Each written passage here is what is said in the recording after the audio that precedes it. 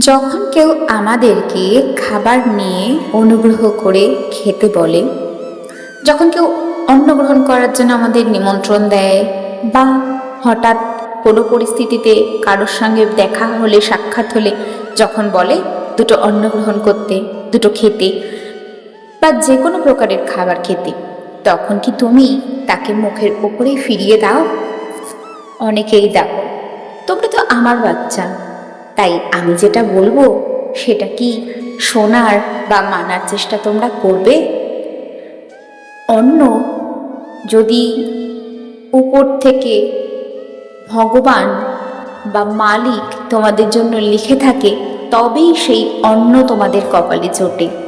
প্রত্যেকটা অন্নের, প্রত্যেকটা মানুষের নাম লেখা থাকে। যদি সে অন্নে তোমাদের নাম লেখা না থাকে, তাহলে তোমরা পাতে বসেও সেই খাবার না খেয়ে উঠে যেতে হবে।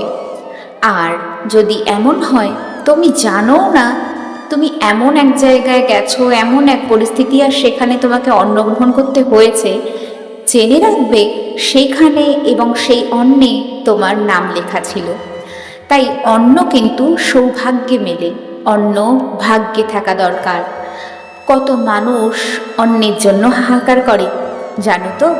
দুটো অন্ন একটা ছোট্ট ক্ষুধার্ত পেটকে ভরিয়ে তুলতে পারে। তাই আমি বলি, সবসময় অন্নকে সম্মান দাও। অন্ন হলো পরম ব্রহ্ম। অন্ন ভাগ্যে যদি থাকে তবেই তুমি পাবে। তাই অন্নকে অবহেলা করো না।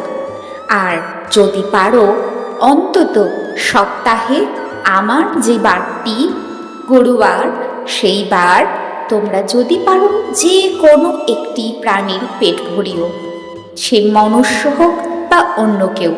কোনো প্রাণী অভুক্ত থাকলে জানবে তোমাদের বাবা অভুক্ত থাকে। তাই যদি পারো, তোমার সামর্থ্য কম থাকলে তুমি সেই আন্দাজে কোনো প্রাণীকে খেতে দিও। তবুও কোনো ক্ষুধার্ত প্রাণীর পেট তুমি ভরিও। তুমি জানবে সেদিন তোমার হাত থেকে আমি অন্ন গ্রহণ করলাম। ভালো থেকো।